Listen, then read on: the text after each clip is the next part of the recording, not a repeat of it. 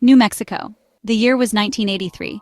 It seemed like any other. But the desert air felt different. It held deep secrets, dark, ancient secrets. People there felt an unease, a quiet before the storm. No one truly knew what waited, what was coming for them. The high desert plains stretched on, seemingly endless and vast, empty or so many thought. But strange whispers had started, odd lights seen in the night sky, easily dismissed by most as usual. But this time felt different. A palpable, heavy tension.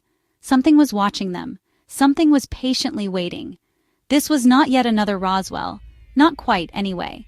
But the strange echoes were there. A long history of the unexplained. New Mexico, a magnet for the truly strange. The government labs were always nearby. Los Alamos, Sandia National Laboratories. He simply appeared out of nowhere. A solitary lone figure, in the middle of the desolate landscape. Far from any known town. Far from any paved road. How did he even get there? He walked with a strange purpose, but towards what destination? Or perhaps away from what horror? No one could possibly say. Eyewitnesses were tragically few, but their shocking stories aligned. The man was of average height. His clothes were incredibly strange, not any local attire they knew. Some said almost luminous in the dim light, or perhaps just starkly out of place. His face was hard to clearly recall, blank, unreadable, almost a void, a cipher in human form. He did not seem lost at all. He did not seem distressed or afraid. He just simply was, present in that strange moment, an anomaly in the landscape. He carried absolutely nothing with him. No supplies for survival, no water in the harsh desert, in the unforgiving New Mexico sun. This alone was deeply peculiar. Someone finally tried to approach him, a brave and curious soul, or perhaps a foolish, reckless one. They called out to the strange man, offered him help or water. The man stopped his steady pace. He turned his head slowly, his eyes. Witnesses said they were unsettling. Not unkind, they reported later. Just different. Deep and knowing, as if they saw through them. Then he spoke, or he made strange sounds. It was not English, it was not Spanish, it was not any known native dialect. The complex sounds were truly alien, guttural at certain times, almost melodic at others. A language never heard on Earth, a voice from somewhere else. The meaning was entirely lost. The listeners were utterly stunned, frozen in place by the sounds, fear mixed with a profound awe.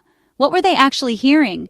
The man seemed to be trying hard to communicate something. There was an urgency in his tone. Section 4. The Silent Arrival from Above. Suddenly, the air changed yet again. A deep vibrational hum began, almost imperceptible at first, not a sound but a distinct feeling, a strange pressure in their ears. All eyes instinctively looked upward. What was that new sensation? Was this what the strange man indicated? The desert sky was perfectly clear, or so they had initially thought. Something was coming down. Then the object finally appeared, descending from the heavens, slowly, majestically, silently, a craft. Unlike anything they had ever seen, no visible wings to speak of, no noisy rotors spinning, no powerful jets burning fuel. It was completely, utterly silent. This profound silence was the most terrifying part, so unnatural, so alien. It was large, very large. How large exactly? Estimates varied wildly. Bigger than a house, some said. Dark, almost metallic in sheen. It seemed to absorb the fading light. No markings were visible, no insignias, no windows seen from their vantage. It simply hung there in the air, defying known laws of gravity. Section 5. The Disappearance and the Void. A strange light then emanated from the underside of the craft, not a harsh, focused beam, more like a soft, ethereal glow. It gently enveloped the waiting man. He did not struggle against it. He did not resist in any way. He simply stood there patiently, bathed in the otherworldly light, calm, resigned, or ready. His expression was unreadable. Slowly he began to ascend, or was he being lifted? No visible mechanism was seen, no ropes, no ladder, no tractor beam. He just floated upwards smoothly, towards the silent, waiting craft. The witnesses watched, breathless. This was not a dream. This was actually happening, right before their very own eyes. An impossible sight made real. He disappeared inside the craft, or the strange light retracted with him. The craft remained for a moment, a silent, dark sentinel in the sky.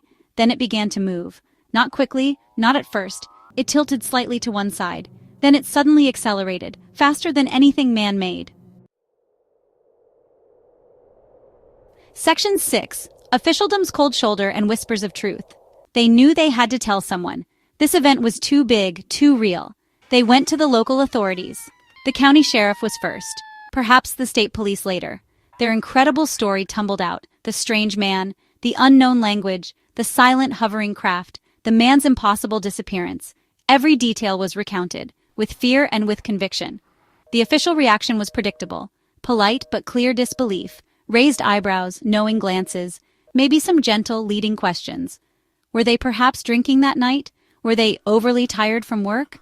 The desert plays tricks on the eyes. Standard procedure for such claims. Standard dismissal of the fantastic. But the witnesses were adamant. They knew what they had seen.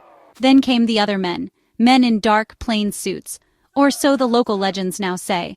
Air Force investigators, perhaps? Other, more shadowy agencies? Their questions became more pointed, more intense and probing. Suddenly, it wasn't just a local sheriff. This felt entirely different now, more serious, more threatening. Were they being believed or investigated? Section 7. The lingering chill and the unanswered question. The official report, if one was filed. It remains buried deep somewhere, classified, or simply marked unexplained. The strange incident faded from headlines, but not from local New Mexico memory. It became a lasting legend, a whispered, chilling tale, a stark reminder of the unknown, that something profound had occurred, something beyond normal understanding. The desert kept its secrets well. The small community was changed. Some residents became more fearful, others more intensely curious. Skywatching became a local pastime. Was it truly an isolated event, or were they still out there? The vast desert nights seemed darker, more watchful and foreboding. The profound silence held new meaning, a silence that could hide anything. The stars seemed to watch back. What really happened in New Mexico? Back in that fateful year of 1983, was it a genuine extraterrestrial encounter, a lost, stranded traveler from another world? Or was it something else entirely? A highly secret military test, a complex psychological operation? Theories continue to abound, each one more unsettling than the last. No easy answers were forthcoming, just more questions piling up. Decades have passed since that night. The pressing questions still remain. The definitive answers are elusive.